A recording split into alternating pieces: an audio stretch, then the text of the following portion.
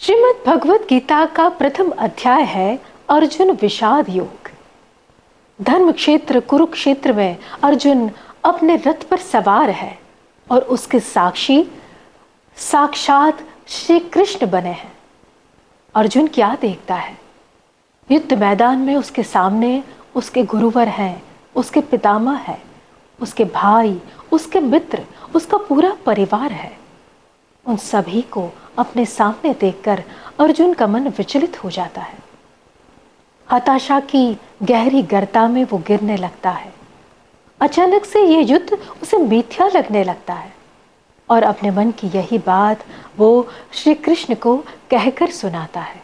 और ठीक उसी समय संजय, धृतराष्ट्र, गांधारी और कुंती को अर्जुन के मुख से निकल रही ये वाणी कहकर सुना रहे हैं। तो ये है अर्जुन विषाद योग। श्रीमद् भगवत गीता के इस प्रथम अध्याय के बारे में अब हमारे साथ हमसे बात करेंगे श्री प्रदीप्तानंद जी। भी है कि क्या भगवत गीता का जो विचार है वो एप्लीकेबल है या नहीं है। मतलब जैसे होता है ना, कभी कभी क्या होता है कि विचार के स्तर पर ही रह जाते हैं, कभी भी फिजिकली प्रैक्टिकली हमारे लाइफ में अप्लाइड फॉर्म में नहीं आते हैं। तो ये प्रश्न बार बार पूछा जाता है, मुझे भी कई बार इससे पहले भी पूछा गया है कि भगवत गीता के जो विचार है क्या हमारे जीवन के डे टू डे लाइफ में क्या वो अप्लाइड फॉर्म में आ सकते हैं कि नहीं आ सकते हैं। तो सबसे पहले मेरा आंसर है कि ये जो घटना सबसे पहले घटित हुई वो अर्जुन के साथ घटित हुई। अर्जुन के सामने जब प्रश्न आया कि एक तरफ मेरे अपने हैं, मेरे भाई है, मेरे ससुर के पक्ष के हैं, मेरे मामा है, मेरे फुआ है, या फिर मेरे गुरुजन है जिन्होंने मुझे ज्ञान दिया है, तो क्या उनके सामने मैं युद्ध कर सकता हूं। ये अर्जुन के सामने युद्ध के मैदान में ही क्वेश्चन आया। उनके सामने मैं युद्ध करूंगा, उनको मैं मारूंगा जिन्होंने मुझे ज्ञान दिया, जिनके यहां पे अपने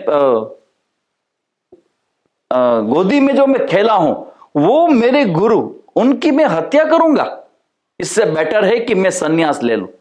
ये अर्जुन के सामने जब प्रश्न आया और उस प्रश्न से अर्जुन के मन में जो शोक और विषाद का जन्म हुआ, जिसको हम बोलते हैं फ्रस्ट्रेशन। आजकल तो ऐसा होता है कि हमारे जीवन में प्रश्न, छोटे बच्चे से लेके बड़े व्यक्ति के जीवन में अगर चाय भी नहीं मिलता ना तभी हम फ्रस्ट्रेट हो जाते हैं। हमारे जीवन में कुछ नहीं मिलता है तुरंत हम फ्रस्ट्रेशन का अनुभव करते हैं। तो उस समय जब अर्जुन ने यह अनुभव किया और भगवान से पूछा गया कि भगवान मुझे लगता है कि मैं युद्ध नहीं कर पाऊंगा, और तब भगवान ने जो जवाब दिया, भगवान ने जो आंसर दिया, वो 18 चैप्टर के दरमियान लास्ट में अर्जुन बोलता है कि भगवान आपने जो कुछ कहा वो सब मैं समझ गया हूं और आपकी बात का मैं स्वीकार करता हूं, और मेरे मन में शोक, मोह, विषाद जो भी कुछ था वो सब मेरे मन से चले गए हैं, और अभी मैं युद्ध के लिए I am ready to fight with my own people.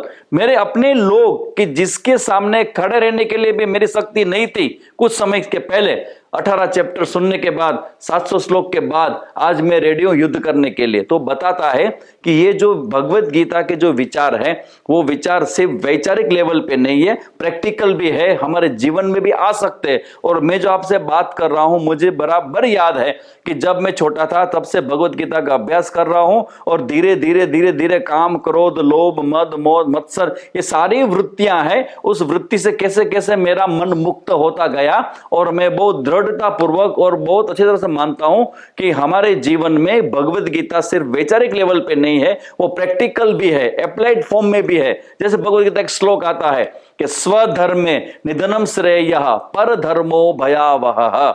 हमारा जो स्वधर्म है, स्वधर्म का मतलब हिंदू धर्म, क्रिश्चियन धर्म, मुस्लिम धर्म ऐसा नहीं है।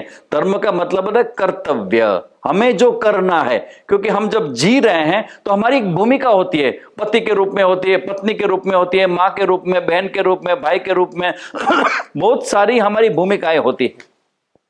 उस भूमिका के संदर्भ में हमारे स्क्रिप्ट होती है और हमें कुछ करना है और कुछ नहीं करना है। तो जो करना है उसको बोलते हैं स्वधर्म। जैसे विद्यार्थी है, जैसे स्टूडेंट है, तो उनको पढ़ाई करना है, तो उनका ये स्वधर्म बनकर उनको पढ़ाई करना है। और कोई व्यक्ति अगर पति के रूप में है तो पत्नी का ख्याल रखना, उनके साथ मित्रतापूर्वक व्यवहार करना, उनके मन को संभालना, ये सब पति की जवाबदारी है। पत्नी है तो पति को भी संभालना है, सास ससुर को भी संभालना है, पुत्र को भी संभालना है और पूरे व्यवहार को संभालना है।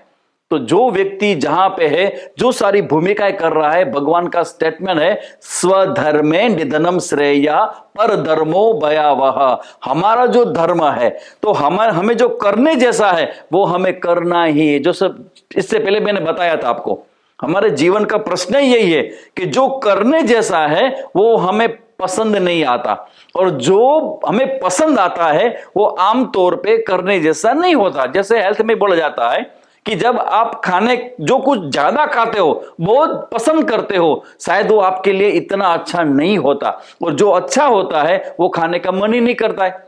तो ये जो सारी समस्या है उसके सामने भगवत गीता जब ये कहता है कि स्वधर्म में जो करने जैसा है वही हम करें, तो ये प्रैक्टिकल हो गया कि मैं विद्यार्थी हूं तो अभ्यास करना मेरा स्वधर्म है, मैं साधु सन्यासी हूं तो लोगों को अच्छी बातें बताना, सत्संग कराना, लोगों को अच्छे मार्ग पे ले जाना, कर्तव्य मार्ग पे ले जाना, वो मेरा स्वधर्म है। तो मैं अपना स्वधर्म निभा रहा हूं और मैं सबको बता रहा हूं। जैसे बोलते हैं ना, गुजरात में हमारे नरसिंह मेहता हो गए और उन्होंने बहुत बड़ी बात बताई कि आपने अपना धर्मो संभाळवा, कर्मनो मर्म लेवो विचारी। हमारे अपने अपने जो कर्म होते हैं, हमारे अपने अपने जो कर्तव्य होते हैं, अगर उनको हम पकड़ते हैं, चाहे हमें पसंद है या नहीं है, मगर जो करने जैसा है वही हम करने का आग्रह अपने आप से अगर रखते हैं, जिसको बोलते हैं ना कि हमारी जात से अपने आप से हम आग्रह रखें कि नहीं ये करने जैसा है, मैं करूंगा। क्या लगता है आपको, क्या प्रैक्टिकल नहीं है? ये 100% प्रैक्टिकल है। जैसे बोलते हैं कि गुस्से से मुक्त हो जाना, फिर हमारे जीवन में भय से मुक्त हो जाना, उनके लिए जो जो गीता में बताया गया, इवन हमारी पूरी पर्सनालिटी को चेंज करना है, उसके लिए भी भगवत गीता में बताया गया है। आगे जाके मैं सब अब आपके साथ बहुत लंबी बात करने वाला हूं, सब तो मैं अभी से नहीं बता दूंगा मैं, मगर इतना कहता हूं कि जो जो बातें बताऊंगा, एक एक बात जो आपके सामने रखूंगा, वो सारी की सारी प्रैक्टिकल है और वो हमारे डे टू डे लाइफ में आ ही सकता है।